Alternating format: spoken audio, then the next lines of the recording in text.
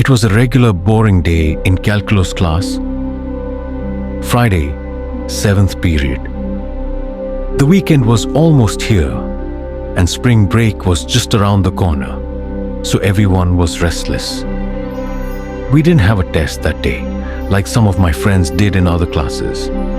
So our teacher, who was pretty laid back, decided to play some quiz games with us on Sporkle. We were in the middle of a brand logo quiz when it happened. I remember it clearly. My friend had just answered Adidas when the dean's voice suddenly came through the loudspeaker. His tone was panicked, urgent. He said this wasn't a drill. We had to go into lockdown immediately. Chills ran down my spine. Even our normally relaxed teacher seemed shaken. He rushed to turn off the lights and told us to move to the back of the room. We sat there in silence for about 2 minutes. Then, the usual low buzzing sound from the panel at the back of the room stopped. The school must have cut the power. That's when we all realized. This was serious. Minutes passed, and then we heard it. A man screaming at the top of his lungs, running down the hallway. 2 girls in our class started crying, which only made everyone more terrified. The screaming got closer, and suddenly, the man began banging on the lockers, shouting, "I'll kill all of you!" That's when real fear kicked in. My teacher shushed us and we all exchanged panicked glances. The banging then moved to our classroom door. That's when one of the crying girls let out a scream. The man started pounding on the door harder, yelling, "Open up!" 2 girls were now sobbing loudly. It felt like an eternity before the man finally moved on, still screaming like a lunatic, until his voice faded into the distance. About 10 minutes later, though it felt like half an hour, the dean came back on the loudspeaker. What he told us was shocking. Apparently, a mentally unstable man had entered the school and attacked the front desk receptionist, forcing her to run out of the building screaming. No one knew if he was armed, since this was before our school had security cameras or proper safety measures. There was nothing stopping someone like him from walking right in. The lockdown was lifted, but we were told to stay in class with the doors locked. The scariest part, that night a janitor found the man sleeping in a storage closet at the back of the school. And according to rumors, a .44 Magnum handgun was sticking out of his pocket.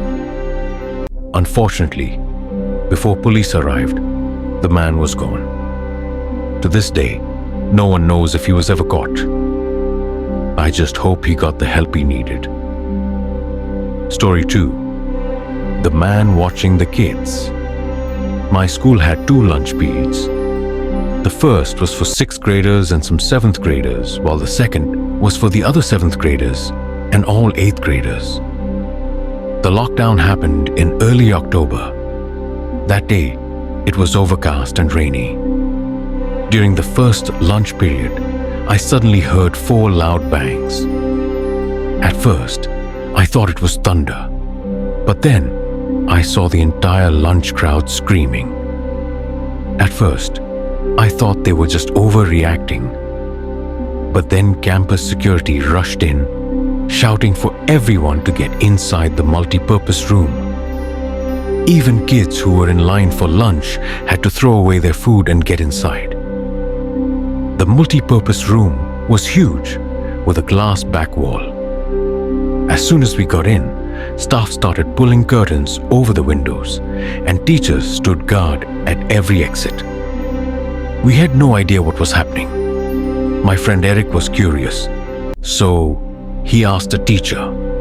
When he came back, he told us, "You know, the house is right across from the school? Well, some crazy guy barricaded himself inside one of them. He's threatening to kill himself and the cops if they try to evict him." That was already terrifying. But then Eric added something worse. Oh, and apparently, He was watching the kids at lunch in a really creepy way. Later, we found out the man was a registered sex offender. We were stuck in that room for an hour, missing 2 periods of class. Once everything was settled, we were escorted back to our classrooms one by one. The scariest part? My friend Brandy lived next door to that man. She told me that the previous Halloween, she saw him standing by his window, cutting his arm, and writing in his own blood on the glass, "Don't come here or I'll kill you." Since it was Halloween, people thought it was just a decoration. But after that day, we realized the truth.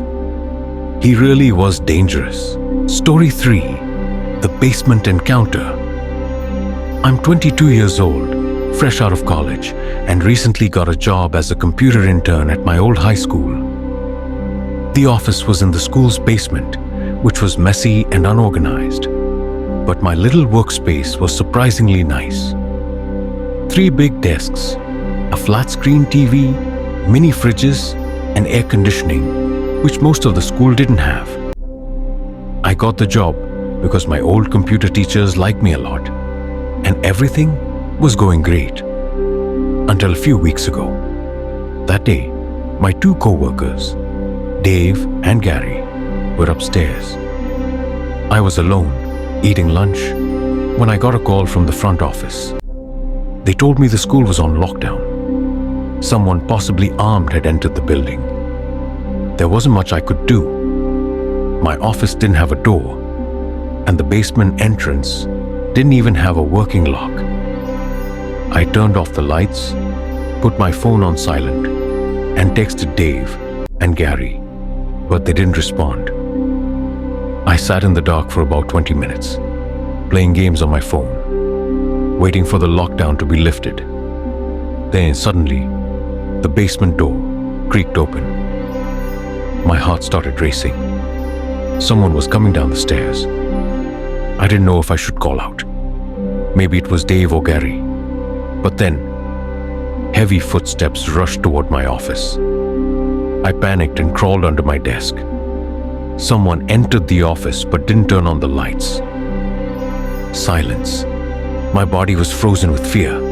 I didn't even want to breathe. Then my phone dinged with a text message. My heart stopped. The footsteps came closer. I clenched my teeth, praying they wouldn't find me. But then, I felt a hand grab my arm and pull me up. It was a man in a red plaid shirt and a black and red cap. He looked at me and said, "It's okay. I'm just hiding here too. What's going on up there?" Something felt off. I asked him, "Who are you?" There was a pause before he replied, "I was just here to pick up my son when a teacher told me to hide." That's when I checked my phone. The text was from Dave. It read, "Dude, this is insane. Some guy with a gun shot Mr. Buckley. He's wearing a red shirt and a hat. Whatever you do, don't come upstairs." I slowly looked up at the man in front of me. He noticed my change in expression. I panicked and ran for the stairs. A gunshot echoed through the basement. I heard the bullet hit something metal, but thank God, it missed me. I ran upstairs as fast as I could. Luckily, police were at every exit, including the basement door. The moment the man stepped out, they tackled him. Mr. Buckley survived the gunshot. Turns out he and the shooter had some personal conflict, but no one ever found out what it was about. To this day, the sound of that gunshot still haunts me. Friends, click on the related link to hear the full story. And don't forget to like, comment, and subscribe.